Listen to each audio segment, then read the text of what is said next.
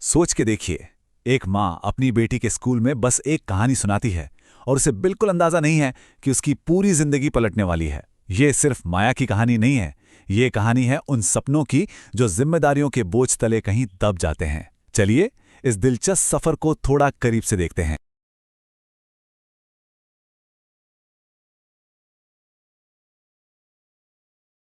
एक सवाल जो हम सबके मन में आता है, जब एक माँ अपने लिए सपने देखना शुरू करती है तो सच में बदलता क्या है?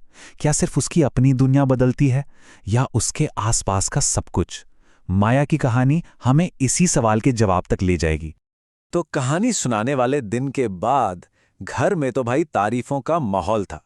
लेकिन जानते हैं ना, जल्द ही उस तारीफ में उम्मीदें और अलग-अलग नजरिए भी घुलने लगे। एक ही कहानी थी, पर अब उस पर कई अलग-अलग आवाजें सुनाई दे रही थीं। कहानी का सबसे पहला और सबसे मासूम असर हुआ माया की बेटी आर्या पर। वो बस दोहराती है, मम्मा ने बोला सपने उड़ते हैं। उसे शायद इसका गहरा मतलब ना पता हो, पर यह दिखाता है कि एक माँ के शब्द बच्चे की दुनिया को कैसे पंख दे देते हैं। पर घर में हर किसी का नजरिया ऐसा नहीं था। जहां बेटी ने सपनों की उड़ान देखी, वहीं उसके ससुर जी ने इसे एक मौके की तरह देखा। उनके लिए ये तारीफ से ज्यादा एक सलाह थी कि भाई, इस हुनर का इस्तेमाल करो और बच्ची की अंग्रेजी सुधारो। मतलब जुनून को एक प्रैक्टिकल काम में बदल दिया गया। चलिए, अब घर से बाहर की दुनिया में चलते हैं। देखते हैं कि बाहर के लोग माया के इस नए शौक को कैसे देख रहे थे। क्योंकि अक्सर तारीफ के साथ साथ सवाल भी तो आते हैं, है ना? अरे वाह, बहुत बढ़िया। पर इतना टाइम मिल कहाँ से जाता है? एक पड़ोसी का ये सवाल सुनने में कितना सीधा लगता है, लेकिन जरा सोचिए, इसके पीछे समाज का एक कितना गहरा दबाव छुपा है। ये सवाल असल में एक गृहिणी के अपने शौक पर, उसकी अपनी महत्वाकांक्षा पर सवाल उठा रहा है। जैसे कि घर के कामों के अलावा उसके पास अपने लिए समय होना ही नहीं चाहिए। और फिर एक दिन एक चिट्ठी आती है जिसने सब कुछ बदल दिया। एक जानी मानी लिटरेरी मैगजीन ने माया की कहानी को अपने सालाना स्पेशल अंक के लिए चुन लिया था। ये एक बहुत बहुत बड़ा पल था। पहली बार उसके सपने को, उसके हुनर को बाहरी दुनिया से एक पहचान मिली थी।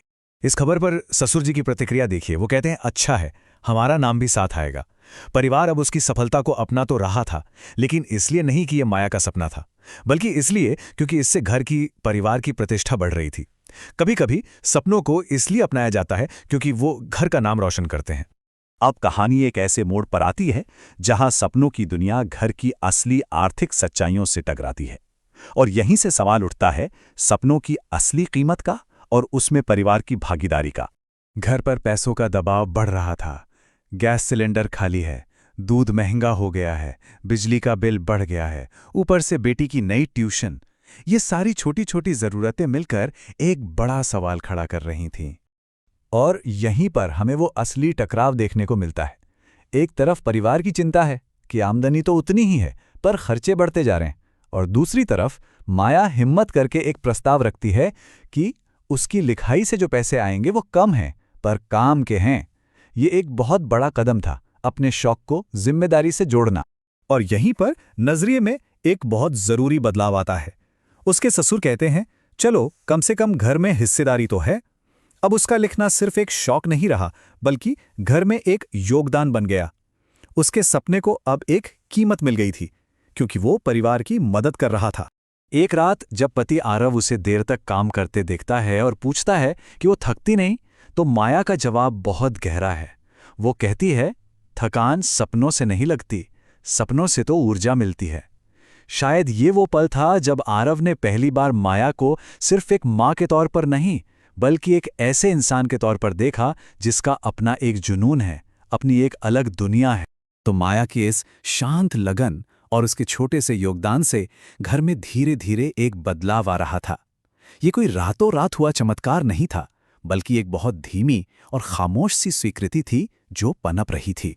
बदलाव का एक ऐसा ही छोटा सा खामोश पल तब आता है जब माया अपनी सास से स्कूल प्रोजेक्ट के बारे में बात करती है। इस बार उसकी सास बिना कोई ताना मारे एक धीमी और सच्ची मुस्कान के साथ उसकी बात सुनती हैं। ये एक मौन स्वीकृति थी, ये मानना कि हाँ, आज की दुनिया में सपनों की भी अपनी जगह है, अपना महत्व है। और फिर आता है आर्या का स्कूल प्रोजेक्ट, मेरा परिवार।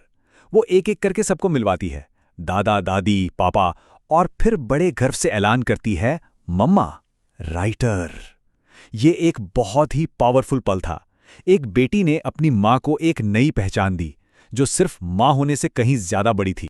अब माया की ये जो अपनी पहचान बनाने की यात्रा है, वो सीधे उस विरासत से जुड़ जाती है जो वो अपनी बेटी के लिए बना रही है। अपनी पहचान की लड़ाई अगली पीढ़ी के भविष्य को आकार दे रही थी।